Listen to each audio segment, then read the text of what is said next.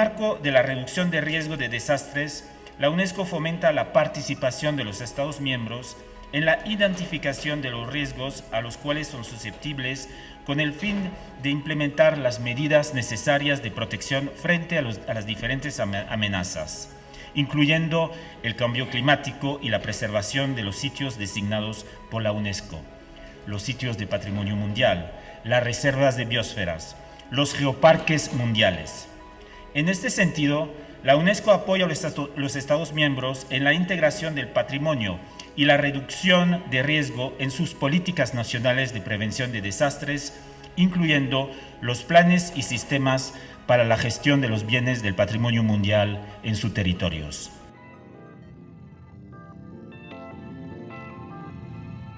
Al llegar al C5, fui el primero en llegar al C5, precisamente por esa cercanía y por haberme bajado corriendo. Ya después un compañero de moto me ayudó y me acercó más.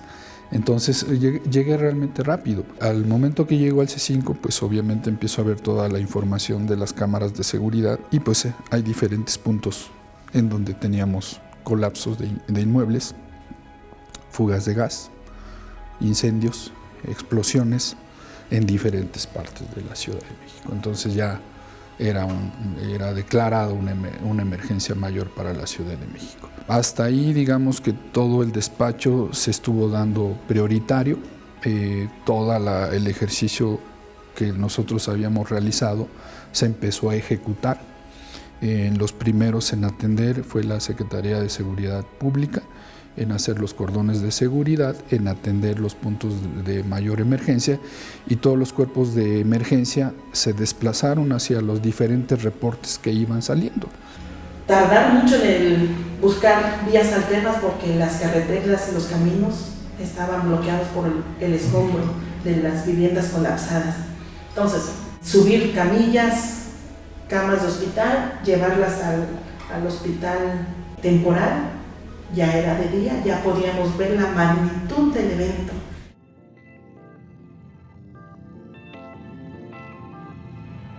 Donde teníamos perfectamente de forma matricial una claridad de cuáles eran las ofertas, cuáles eran los requerimientos para aceptar estas ofertas de apoyo, cuáles eran las etapas. Obviamente la primera etapa era búsqueda y rescate, la segunda etapa ya era qué se necesita para poder llevar a cabo esta búsqueda y rescate, para poder obviamente albergar a todos aquellos que habían perdido sus viviendas a causa del terremoto y qué es lo que se necesitaba para ello.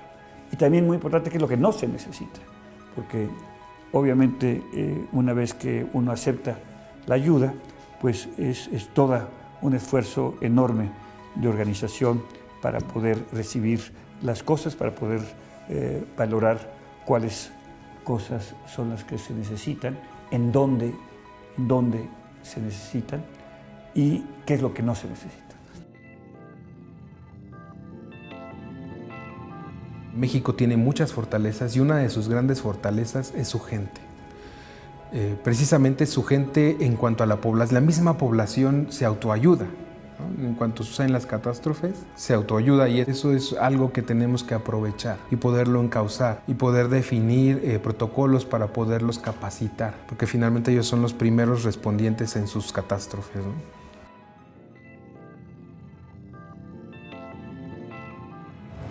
De las casi 20,000 escuelas que sufrieron daños por los sismos de septiembre y también de febrero de 2018, las que tuvieron daño grave o severo fueron construcciones que le llamamos atípicas, que así como dijo Tonatiuh, se dañaron diversas escuelas, edificios o viviendas. La mayoría fueron construidas sin apegarse estrictamente a las normas y reglamentos de construcción, o fueron construidas a veces, en el caso de las viviendas, por autoconstrucción o quizá por algunos desarrolladores que no necesariamente les preocupaba mucho el apegarse a las normas de diseño estructural y diseño por sismo que establece el reglamento de construcciones del Distrito Federal y del cual es referente para la mayor parte de los reglamentos de construcciones en el resto del país. Bueno, cada pieza, cada inmueble, cada edificio,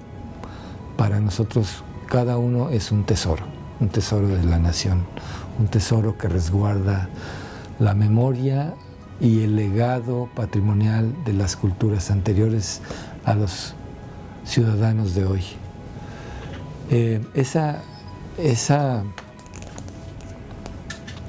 valor pues estaba afectado de una manera muy grave, como nunca antes en la historia de este país. Este país es un país muy sísmico y tiene una línea costera muy amplia que lo hace vulnerable a movimientos telúricos y a otro tipo de desastres hidrometeorológicos, fundamentalmente huracanes, ciclones, inundaciones, tsunamis, etc.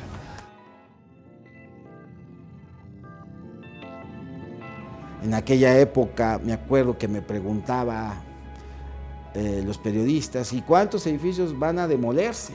Pues desde luego que no sabíamos con precisión cuál era el dato, pero pues yo me acuerdo que di uno. Yo estimo que van a ser como 150 edificios. Pues más o menos andamos en esos números ahora, ¿no? Se han demolido mucho más allá de 100 edificios y se siguen demoliendo uno que otro, ¿no? Al mismo tiempo, también recomendábamos la rehabilitación en estos dictámenes. Este edificio está en alto riesgo o riesgo medio. Para los efectos de lo que habría que hacerle al edificio, estar en alto riesgo o riesgo medio, que era la siguiente clasificación después de alto riesgo de colapso, pues era, podríamos decir, prácticamente lo mismo.